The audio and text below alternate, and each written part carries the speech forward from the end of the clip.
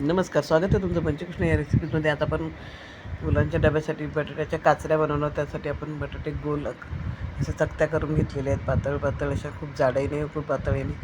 आता कढईमध्ये तेल घालून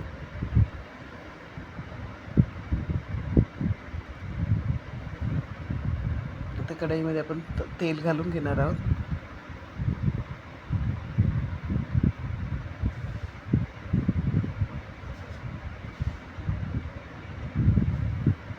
त्यावेळेस जिरं, बारीक चिरून घेतलेलं लसणाच्या पाकळ्या बारीक चिरून घेतल्या त्या टाकून घेणार आहोत.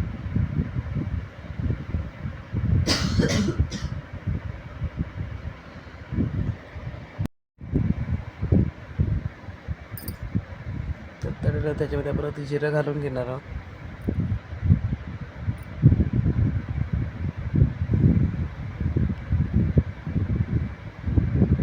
आता आपण बटाट्याच्या चकत्या घालून घेणार आहोत.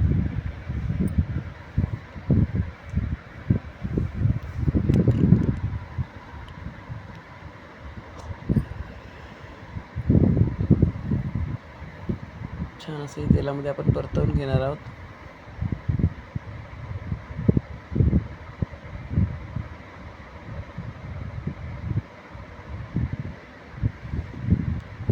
भाजी अगदी झटपट अशी तयार होते.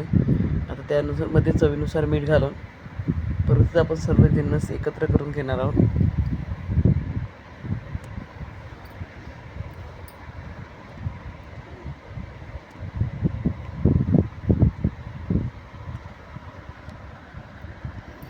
अशा प्रकारे जर तुम्ही मुलांच्या डब्यासाठी बटाट्याची चकतीची भाजी केली तर मुलं आवडीने खातील व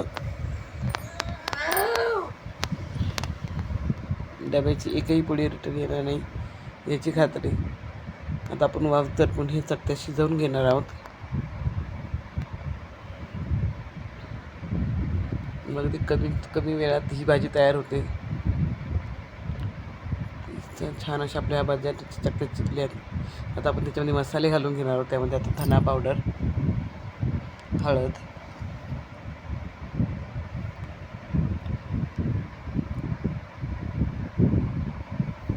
लाल तिखट घालून सर्व जिन्नस आपण एकत्र करून छान असं हलवून घेणार आहोत.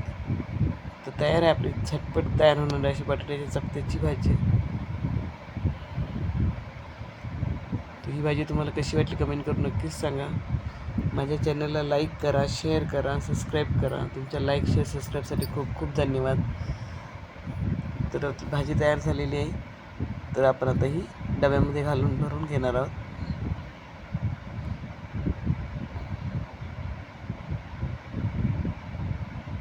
तुम्ही देखील अशी भाजी नक्कीच तयार करा.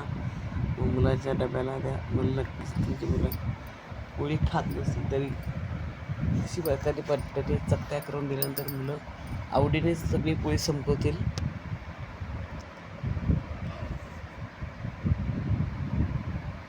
तर मुलाला त्यासोबत एक लोणच्याची फोड आणि 2 पोळ्या भरून डबा तयार झालेला आहे. ही माझी रेसिपी तुम्हाला कशी वाटली कमेंट करून नक्कीच सांगा.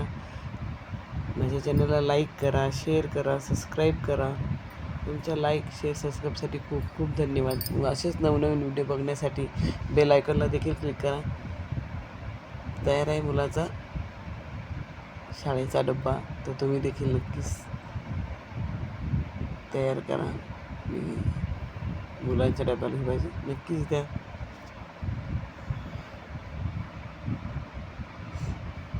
अगदीच कमीत कमी वेळात तयार होणारी ही बटाट्याची चकत्याची भाजी. तर माझा मुलगा सोबत भाजी शाळेत जायच्या आधी एक पोळी आणि भाजी खाऊन देखील जातो. तो मोबाईलच्या नादात खातो. आपण त्याला नक्कीच विचारू भाजी कशी झाली, त्याला आवडली की नाही. धन्यवाद.